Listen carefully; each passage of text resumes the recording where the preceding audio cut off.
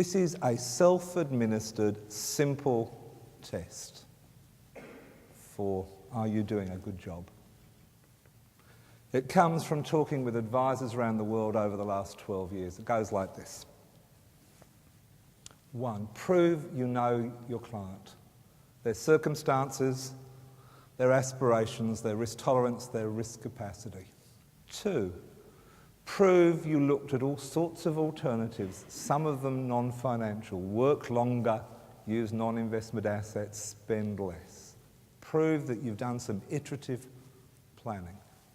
3, and this is probably the most difficult of all the things you're being asked to do, prove you know the products recommended. Now, the more I've been here, the longer I've been here, the more I realise that is the most challenging single issue, because included in the product are all of the services that you offer your clients. The tools that you use, the funds that you select, the asset allocation you use, and, increasingly, the platforms, the CRM systems. You, if you're an advisor, need to prove that you know those products, that you can compare and contrast and make judgments on them. Because the next part, you've got to be able to prove to your client. Prove that you've explained the risk. So if we specifically look at the investment products, you want the client to own the decision as much as they can. So the revolution that's going on our little bit of business is we're actually asking everybody to think, us in the supply chain and our clients, because that final bit we want there, prove you received your client's consent to the risk in the plan. And my suspicion, if I'm correct, and the other advisors I've been working with over the years, you end up with simplification. Yeah? If it's complex, you can't get past proof 4. How do you explain the complicated? Bad enough trying to explain the simple. Explain how a portfolio behaves. Prove you've got informed consent. So that's the general rule. From what I've learned talking with advisors around the world, that's, I guess, that's the abstraction. That basically informs everything that we do. When I talk with larger groups being more than 3, these are the patterns that I find that go back to my opening thesis, that we have a huge level of inconsistency in our promise. The first is they often allow their fund managers to lie to their clients. That seems an unbelievably stupid thing to do, doesn't it? Why would you allow that to happen? How do they lie? They tell mistruths about performance and volatility. The classic one you will have seen is the funnel of uncertainty. Volatility diminishes with time. So the client is under the impression that if they leave their money for a long time, it'll be a much more certain value. Except you change the left-hand axis and you replace it with percentage and pounds, and you get the opposite, which is what clients experience. Generally, they inaccurately and inconsistently assess risk tolerance. I often hear the line, we're agnostic to what tools we use. Or put it another way, we're too lazy to do the job properly, because we actually don't believe it means any sense at all. It's just this madness of the regulator.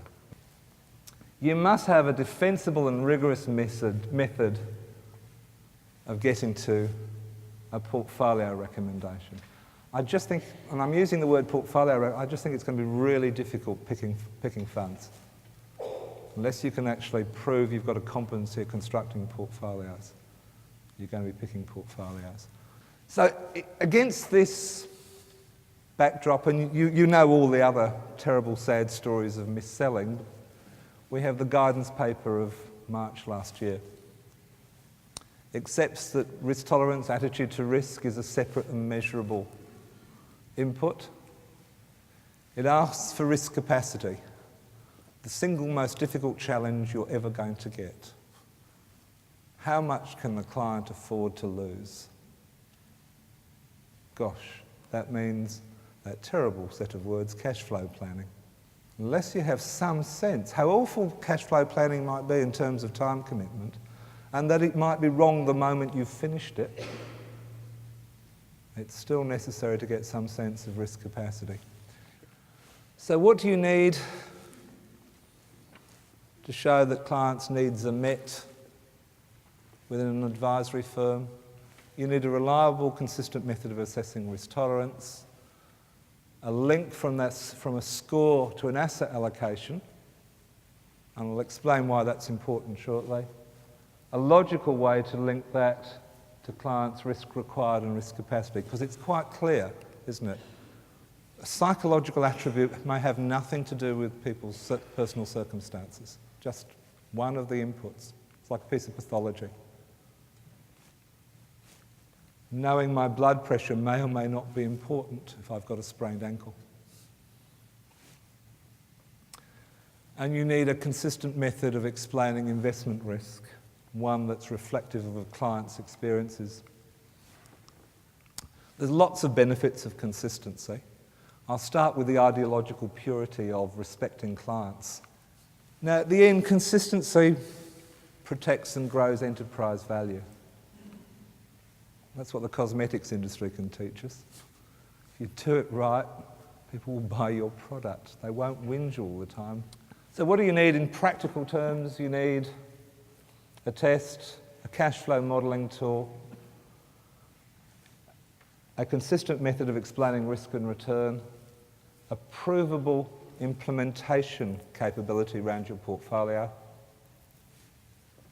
and some evidence for your capital market assumptions. You're going to project forward, you've got to have some view. Now, so what do you need? You need a swag of things. I'm sure you've seen this from several people other than me, but you need to prove an asset selection, manager selection, and asset allocation skills.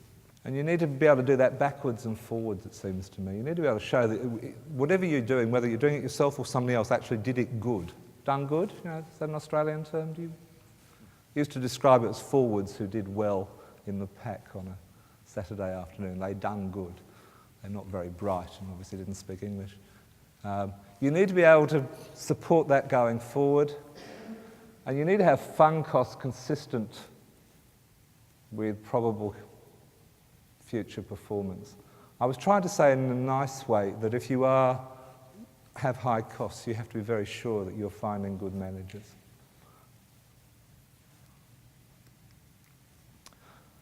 So what do I know about investments? The challenge is a selection of what do you buy, and then when do you buy it, when do you sell it. You've got to make decisions about managed or direct, active or passive, role for alternatives, automatic or active rebalancing, home country bias, in-house or external implementation. And the final questions are, who do you blame? Who will the client blame? The key feature is to get them to blame the market, not you. The best line I've heard, I don't want my clients to be surprised by market performance. I don't mind. I have to live with them being dissatisfied with how I managed that. But I don't want them ever to be surprised. So to get to that process that I promised, this is the ADAPT process. This is once again what I've learned from talking with our advisors. One, they do the test, they just look at the report. And I'll show you a report in a moment. That just gives them a sense of who they are compared to others. Secondly, a discussion with an advisor.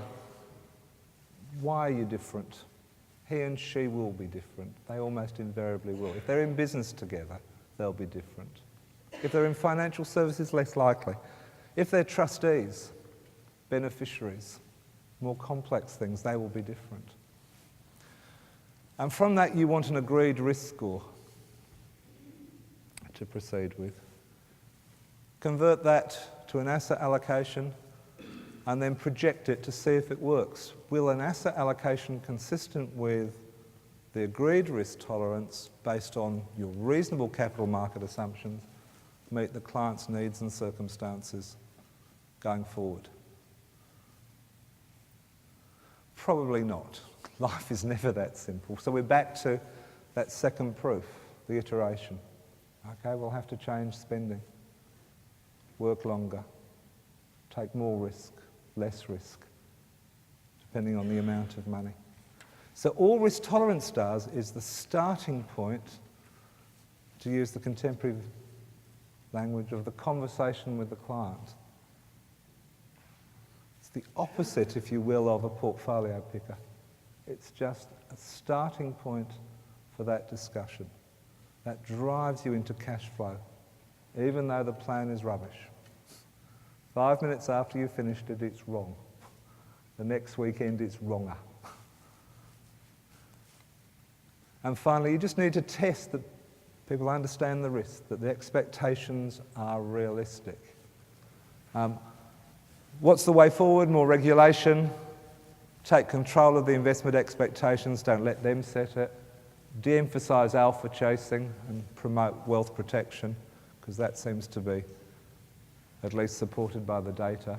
Standardising portfolios is going to make life much, much simpler. Encourage the clients to make investment decisions as much as they can, which is how much overall risk they're prepared to live with. It may just be as simple as that, as hard as it is. And you need to emphasise the non-investment related parts of your business. That's the value you really bring.